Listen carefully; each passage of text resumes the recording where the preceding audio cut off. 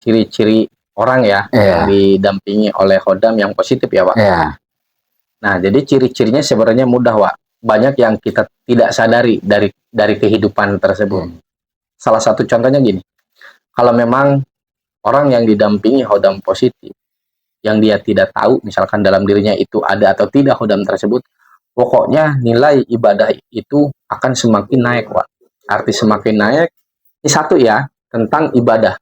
Jadi ibadah tersebut yang memang tidak biasa dia lakukan, nah akhirnya dia melakukannya.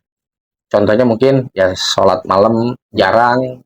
Nah ketika itu dia punya power atau energi. Itu kan secara gambaran umum, mungkin untuk di kalangan kita ya pembantu atau pendorong secara umum. Adapun secara detailnya ada yang mengatakan ya khodam itu khusus untuk golongan para jin, tidak untuk golongan para malaikat katanya. Di malaikat itu bukan khodam. Tapi kita kan berbicara tentang secara umum. Secara umum, jadi khodam itu ya sifatnya ya membantu. Membantu di sini kan bisa mengarahkan, bisa menunjukkan, bisa membimbing juga.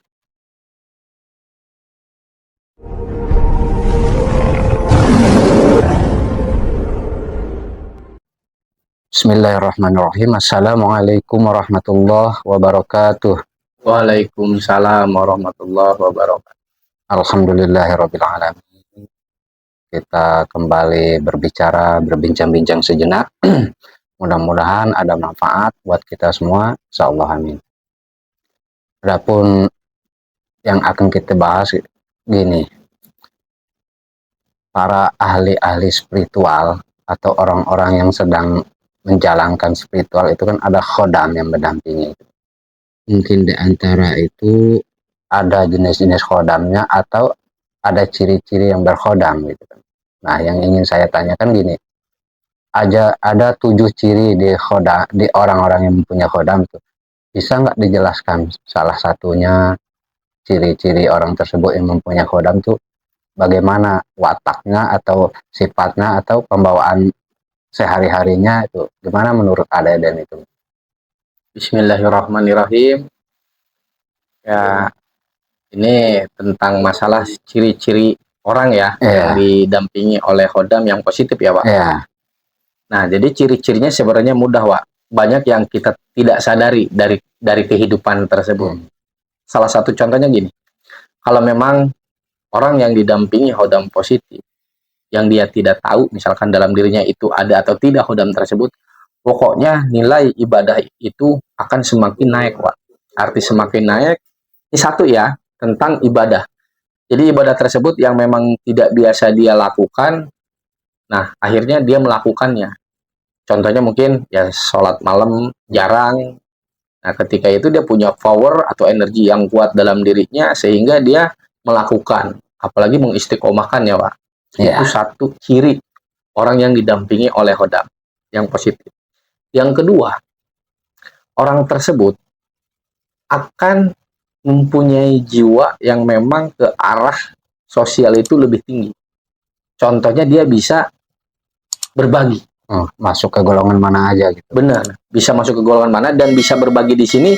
Contohnya misalkan ada orang yang memang sedang tidak makan lah. Dia punya makanan, dia berani ngebagi atau dia berani memberikan segalanya untuk orang tersebut. Karena itu sudah seperti itu. Arahannya sudah seperti itu. Tapi kadang-kadang kita tidak sadar, Wak, dalam kehidupan. Ya bisa dibilang lebih baiklah banyak memberi. Kalau jarang kan mungkin bisa dikategorikan pelit ya. Itu yang kedua. Yang ketiga, orang tersebut mungkin dia lebih banyak mimpi yang memang dia tidak sadar. Ketemu inilah, ketemu itu dalam mimpinya. Ya mungkin bisa dibilang ketemu kakek-kakek gitu kan dalam mimpinya. Sehingga dia bertanya-tanya, padahal kalau dia sadari ya seperti itu, Pak. Itu ciri-cirinya. Orang yang didampingi dengan khodam positif biasanya diberikan mimpi. Itu yang ketiga.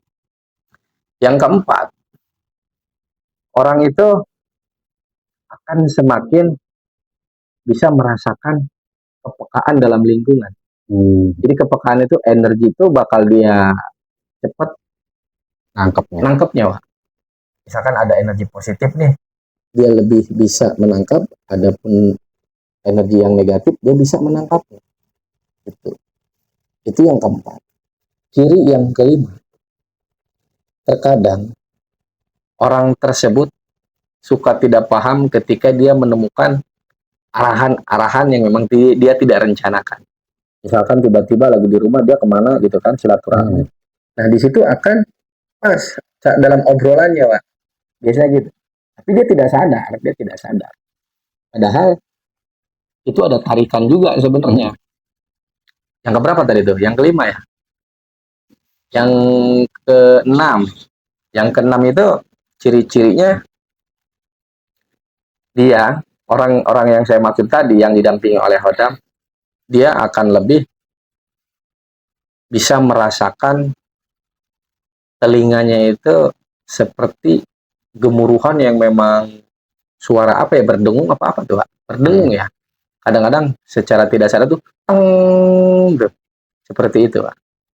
Itu salah satu ciri sebenarnya, ciri. Bukan kita kebanyakan tidak sadar, tidak menyadari hal. Oh, itu ada yang ngomongin, kan biasanya gitu kalau misalkan telinga itu lagi berdengung. Nah, terus yang ketujuh, orang itu akan lebih memahami diri orang lain dibandingkan dirinya sendiri. Artinya, dia lebih akan menilai seseorang dengan rasa baik atau rasa bagus dibandingkan ke dirinya sendiri. Itu menurut saya ciri-cirinya. Tapi mungkin Kang Nurdin juga punya kali, Wak, tentang masalah ciri-ciri Khodam ya yang tadi kita jelaskan. Nah, yang saya tanyakan ke Kang Nur ya, gini, terkadang kata orang-orang tua dulu kan ada orang-orang tertentu yang punya tanda lahir. Apakah itu berpengaruh nggak? Apakah karena Khodam atau tanda lahir itu kenapa ya? Kena bulan apa? Gerhana. Kan ada orang-orang yang punya tanda lahir macam-macam. Apakah ada itu simbol-simbol dari alam gaib atau gimana itu?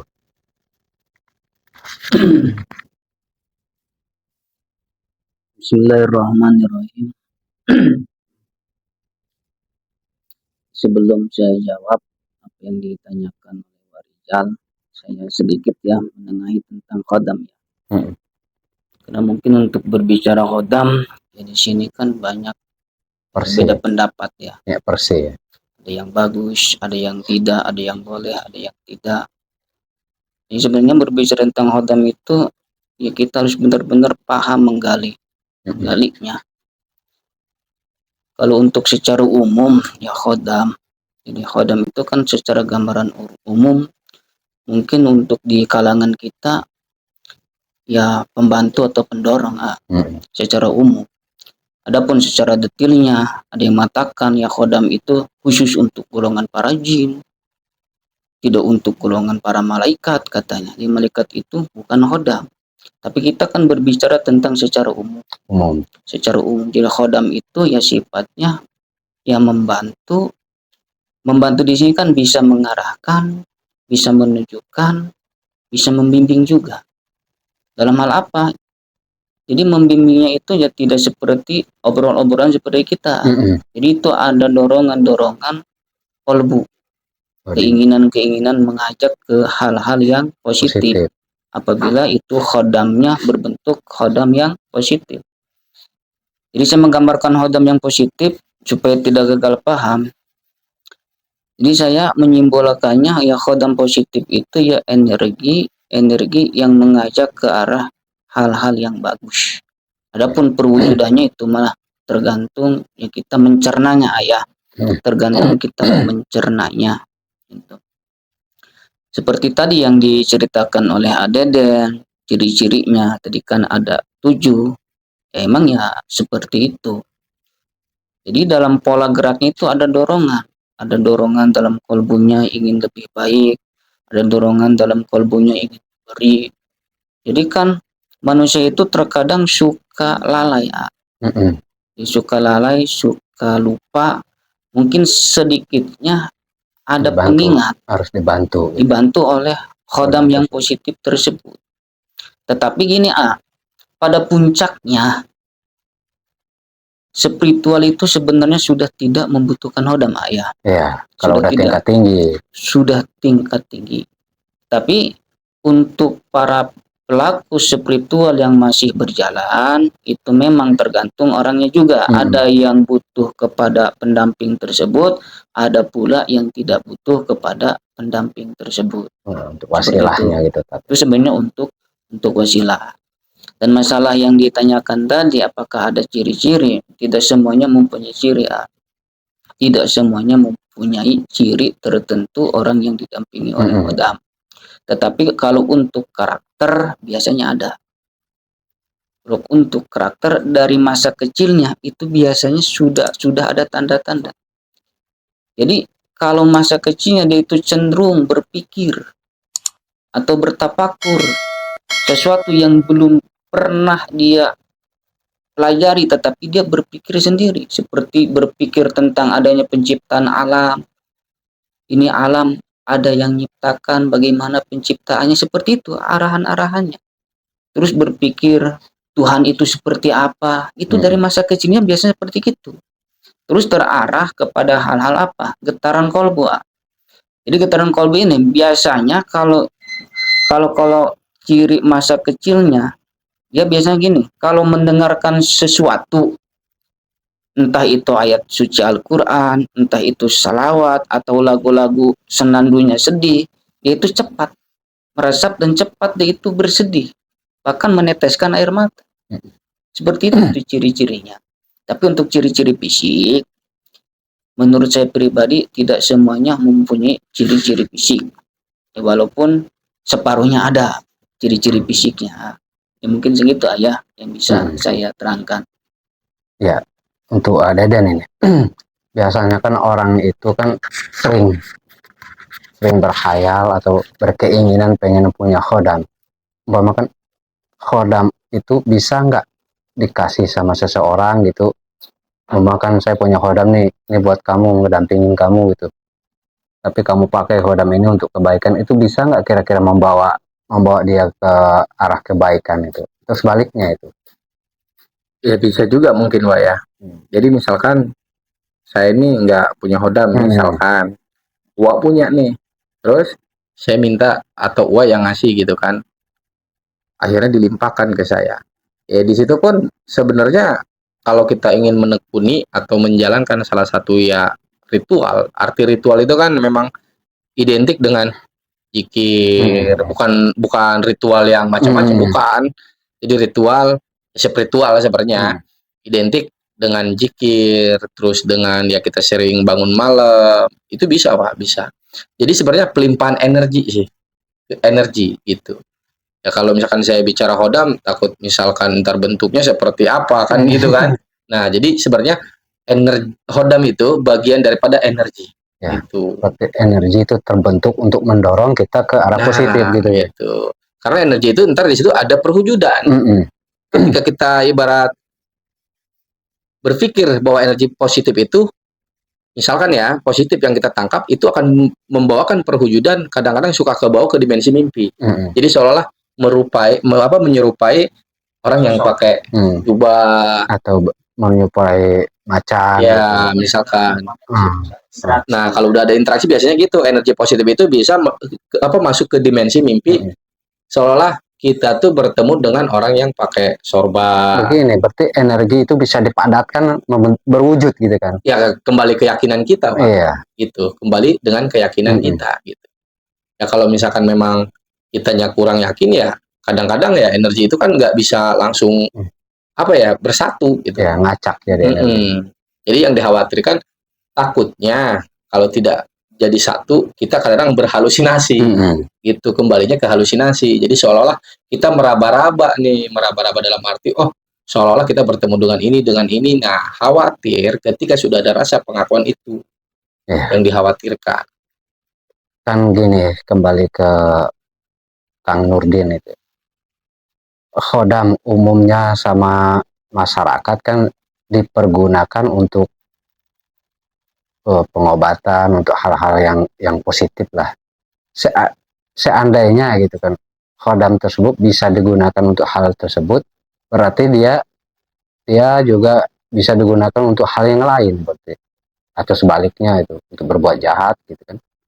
Karena untuk hal itu kan bisa terjadi kan dalam hal itu ya, supaya orang tersebut tidak salah memahami itu, supaya khodam itu bisa dia pahami bahwa itu adalah bentuk energi yang telah terkoneksi oleh jiwa dan otaknya, supaya tidak salah memakainya. Itu gimana menurut Kang Nurdin? Ini sebenarnya gini, jadi kan bagi pelaku spiritual dalam lalakon spiritualnya, ya mungkin tidak semuanya, tetapi ada dalam lalakon spiritualnya, yaitu ada di dimensi kekuatan seperti itu, katakanlah khodam-khodam seperti itu. Jadi kan hal tersebut sebenarnya kan itu tidak harus dia diam di situ kan, ayah. Kalau dia diam di situ, cak guru saya nih, ntar jadi dukun. Oh, kalau berdiam di khodam. Iya, ntar jadi dukun, ini dukun banyak. Jadi kan merasa sudah nikmat di posisi itu, dia banyak pasien, mengobati, terus menghasilkan uang banyak, dia nikmat di situ. Kata guru saya jangan sampai di situ, kayak jadi dukun dia, gitu bahasanya. Berarti itu harus ditinggalkan, harus ditingkatkan lagi. Jadi bukan ditinggalkan. Ntar gini, kalau posisi kita sudah agak tinggi, dia pun akan dengan sendirinya. Artinya kita jangan terikat dengan itu ya. Jadi bukan pergi secara total, dia itu akan sedikitnya menjauh karena sudah mengetahui potensi kita itu dipercayai. Gitu. Jadi masalah apakah khodam tersebut bisa disuruh untuk hal-hal yang tidak baik ya? Sebenarnya gini, ini harus peka juga. Jadi khodam-khodam yang mempunyai energi yang positif itu pasti akan membawanya ke arah-arah yang positif. Tetapi kalau si pelaku atau orang yang sudah didampingi oleh khodam, dia rubah secara karakternya, dia itu menjadi jahat. Pasti awalan ini itu akan ada terjadi teguran. Ada pertentangan di dalam gitu ya. Si pemilik khodam itu akan terjadi teguran. Tegurannya bisa dalam mimpi atau dalam apa ya? Hal nyata juga bisa. Hal nyata seperti dia itu sakit. Tapi dia kalau kekeh ingin melaksanakan hal yang tidak baiknya, si khodam itu akan meninggalkan dan akan diganti oleh khodam yang tidak baik yang percis sama menyerupai khodam tersebut. Berarti tipuan itu. Tipuan. Makanya jangan sampai tergelincir. Makanya kita ini harus bisa membedakan secara peka antara khodam atau energi yang positif dan energi yang negatif. Karena dari rasa pun itu akan berbeda. Contohnya gini, kalau energi-energi yang positif, sudah saya jelaskan dulu ya, itu pasti datangnya akan sejuk. Tetapi kalau energi dari bangsa-bangsa jin, energi jin itu unsurnya dari apa? Api. Dari api. Datangnya juga akan beda. Satu, sifat ininya emosi. Jadi emosinya ada. Jadi nafsunya itu bertambah, disangkanya itu hal-hal yang positif. Dan datanya sudah bisa merasakan secara pekanya benar-benar kerasa. Jadi unsur panasnya juga kerasa seperti itu. Jadi tetap energi yang positif yang berbentuk khodam itu pasti akan mengarahkan kepada hal yang positif. Jadi tidak bisa dirubah-rubah itu, seperti itu. Untuk Aden ini mungkin untuk sekalian untuk pertanyaan terakhir lah untuk Aden ini, bagaimana cara menyikapi supaya kita itu tidak terjebak oleh pengaruh khodam tersebut.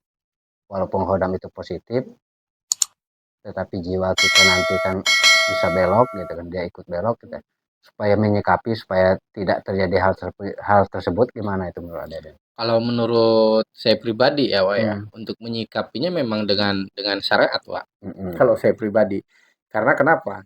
Kalau kita sudah meninggalkan syariat, khawatirnya ya tadi, apakah yang bagus, apa yang jeleknya. Nah, karena kenapa? Syariat itu sangat penting sebagai pembatas orang yang berspiritual. Maksudnya gini, Wak. Kenapa saya bilang tadi tentang syariat nih? Karena syariat itu adalah tata cara kita untuk memperbaiki dohir ya. Apalagi bukan dohir saja, sebenarnya banyak dari bab kolbu juga. Bahasanya kan yang pernah kita dengar dari Kang Nurdin, bahwa sholat itu kan tiang agama, bahwa sholat itu kuncinya segala apapun gitu kan ya. Dunia akhirat itu kuncinya. Nah, jadi kalau orang spiritual membatasi dengan tata cara merapikan urusan sholatnya, ya insya Allah saya pikir agak bisa menyikapi tuh. Dia akan lebih paham antara yang namanya hodam positif dan negatif. Nah, terus yang kedua, apalagi dia sering ikut pengajian. Walaupun misalkan paham dan tidak paham, minimal seseorang itu duduk di majelis pengajian. Ya karena kenapa? Itu salah satu membentengi diri dari pemahaman-pemahaman yang disampaikan. Jadi energi positif akan mengalir ke dirinya sehingga dia akan paham, oh berarti kalau gua misalkan seumpamanya salah nih, berarti nih bukan jalurnya nih, dia akan paham, Wak. Gitu. Karena kenapa? Saya memahami hal itu karena saya pernah masuki ke dunia yang saya sedang tekuni, Wak. Maksudnya bukan saya bisa ya, saya lagi belajar. Lagi belajar karena kenapa? Sesuai pengalaman lah. Kalau memang kita pedam yang positif, minimal kita pun harus punya power yang positif. Mungkin itu, Wak, yang saya bisa jelaskan gitu. Nah, untuk berikutnya mungkin kita ambil kesimpulan bahwa hati-hatilah dalam menjalankan hal spiritual, khodam apapun yang kita terima, baik-baiklah menyikapi sampai jiwa kita memahami bahwa khodam itu baik apa buruknya. Dan jangan sampai kita salah paham dalam hal menilai kehadiran khodam tersebut, dan pergunakanlah sebaik mungkin dan semaksimal mungkin untuk menjalankan syariat agama dan menuju Allah Subhanahu wa taala. Demikian. Assalamualaikum warahmatullahi wabarakatuh. Waalaikumsalam warahmatullahi wabarakatuh.